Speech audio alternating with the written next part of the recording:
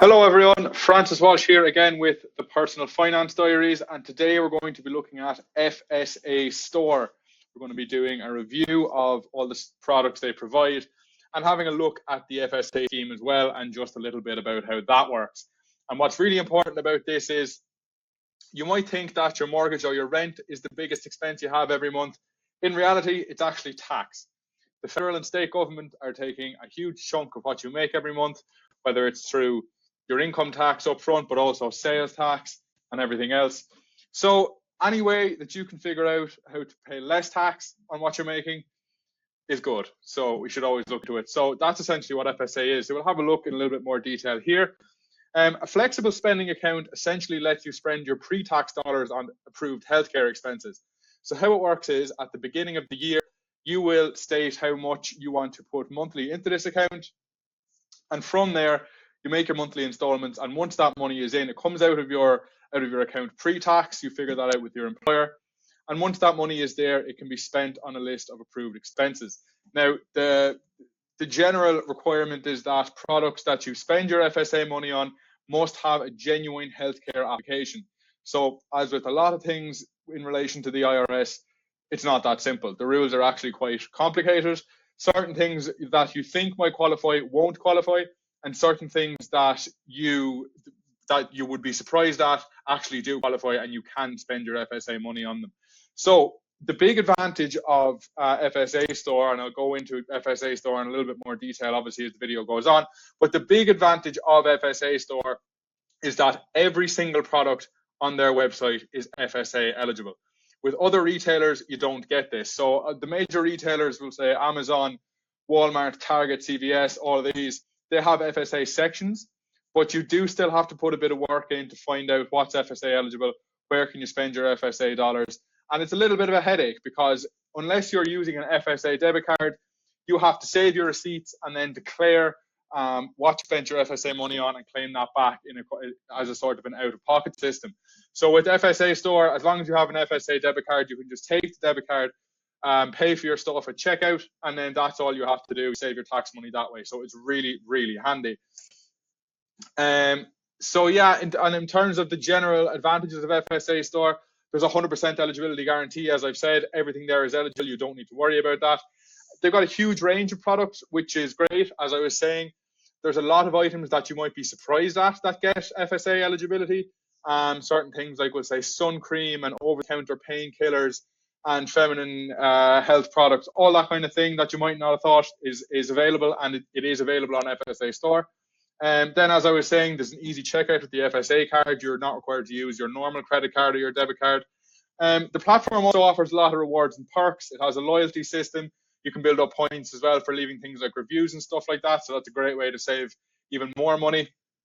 And then there's great customer support as well. So if any issues do arise, the chat feature is great, and it's always easy to get a hold of an agent and figure out your problem that way.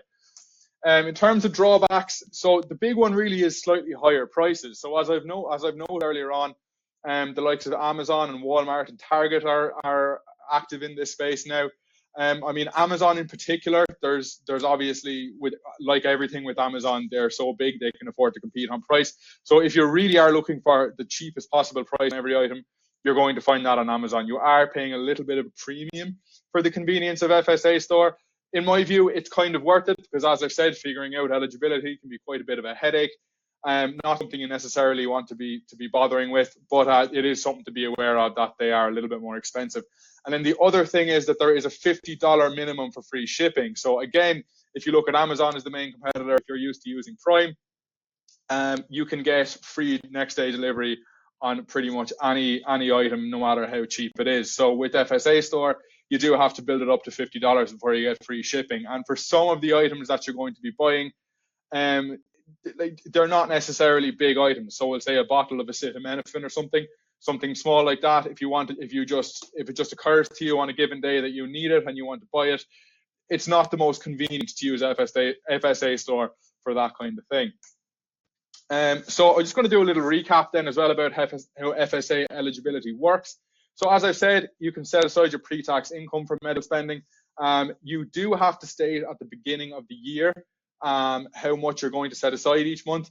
that can be a little bit problematic, because if you look at the second point here, this system is use it or lose it. So you only can spend those monies within the course of the year. In some cases, there is a grace period, so a period of a couple of months at the end of the year that will give you a chance to spend the rest of that money.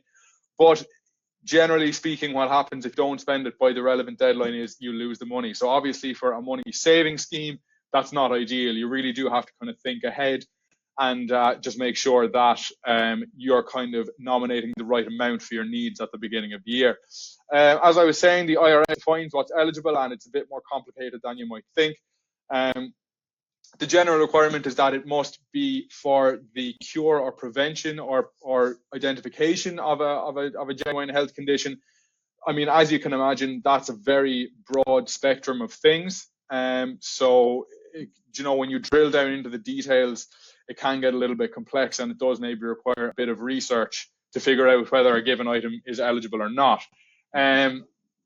Another thing to be aware of here is that if in certain cases, right, certain products might not be eligible, but if you get what's called a letter of medical necessity from your doctor to indicate that you do genuinely need a particular item for a particular health condition, that can be a way around that in the cases of certain products. So certain vitamins and things like that are considered general wellness products, you can access them through the FSA scheme if you have that letter of medical necessity.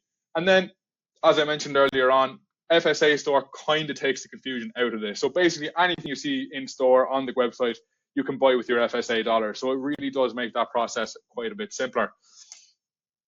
So how does FSA Store compare to competitors? Amazon, as I was saying, is probably where you're going to find the best deals. It competes really well on price across the board. The big problem with Amazon, and you can see this quite a bit on Reddit threads relating to FSA and stuff like that, it's not that user friendly when it comes to FSA eligibility. So there are reports of people kind of filling up their basket, getting to checkout, and then trying to use their FSA debit card, and then realizing at that point that the card isn't processing, or that the items have gone through as regular groceries instead of specialty FSA items. So you're not getting the level of convenience and user friendliness with Amazon that you would with FSA Store. You probably will. You'll get a better deal on certain things, but it's just that balance to be aware of, I suppose, depending on what you're going to prioritize. Then the kind of the major in-person retailers, obviously, if you prefer shopping in store, these offer great options, and obviously you don't have to worry about, we'll say, waiting for a particular item that you really need or paying for delivery or that kind of thing.